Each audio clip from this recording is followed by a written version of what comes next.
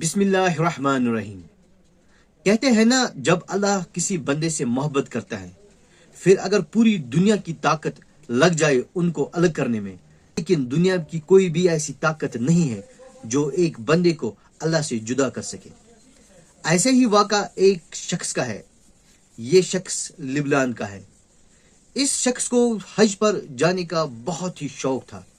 بہت سالوں سے اللہ سے دعائیں کرتا رہا اور تھوڑے تھوڑے پیسہ جمع کرتا رہا، اور آخر کار جب اس کے پاس پورے پیسے جمع ہو گئے اور وہ حج کی طرف روانہ ہوا، لیکن جیسے ہی وہ ایئرپورٹ پر پہنچ گیا تو سیکورٹی والوں نے اس کو روک دیا۔ آپ کے نام کے میں کچھ پرابلم ہے جو سیکورٹی ریزنز کی وجہ سے ہم آپ کو آگے جانے کی اجازت نہیں دے سکتے۔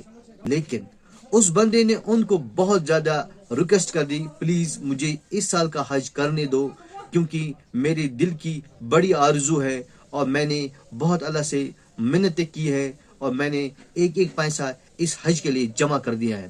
لیکن سیکورٹی والوں نے ان کی ایک بات بھی نہ سنی، آگے جانے کی اجازت نہیں دے دی۔ اسی کے ساتھ ساتھ سارے حاجی صاحبان جہاز میں چڑھ گئے اور وہ بندہ ان کو خالی دیکھتا رہا کہ سارے لوگ جا رہے ہیں اور میں ہی نہیں جا رہا ہوں۔ اسی کے ساتھ جہاز ریڈی ہوا اڑان بھرنے کے لیے۔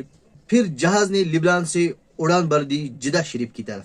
جیسے ہی جہاز نے اڑان شروع کر دی اور سیکورٹی والے پھر سے اس بندے کے پاس آئے، بولا آپ کا اس سال کا حج نہیں ہو سکتا، اس لیے آپ ابھی فی الحال گھر جاؤ، اگلے سال آپ انشاءاللہ ضرور جاؤ گے۔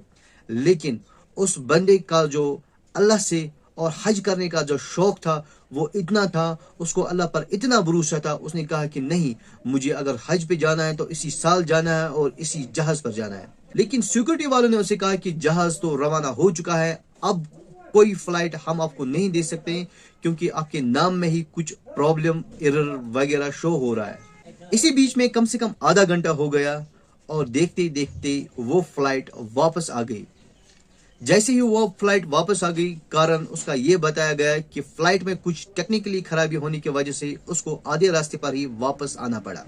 یہ بندہ ان کو پھر سے ریکویسٹ کرتا، پلیز مجھے اس بار جانے دو، اگر اس بار یہ جہاز چلا گیا میں شاید اس سال پھر حج نہیں کر سکتا، اس لیے مہربانی کر کے اللہ کے واسطے مجھے جانے دو۔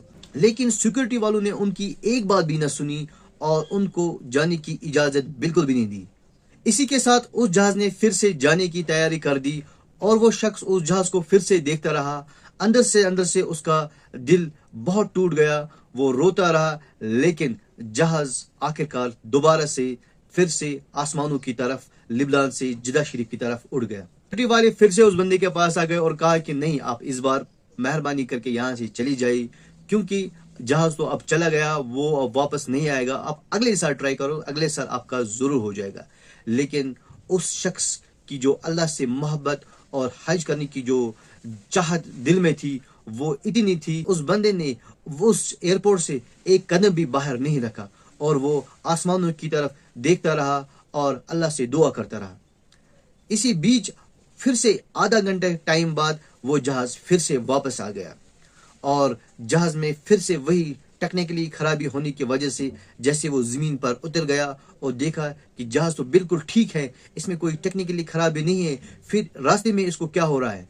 اور جہاز کے پائلٹ نے جب یہ منظر دیکھا کہ جب ہم آسمانوں میں ہوتے ہیں تو جہاز میں کچھ ٹیکنیکلی خرابی آتی ہے اور جیسے ہم واپس آتے ہیں تو جہاز بالکل ٹھیک ہوتا ہے، تو جہاز کے پائلٹ نے یہ اعلان کر دیا، جس شخص کو ہم نے سیکورٹی ریزنز کے لیے جس کے نام میں کچھ خرابی تھی، جب تک نہ وہ بندہ آ جائے گا تب تک میں جہاز بالکل بھی نہیں چلاؤں گا۔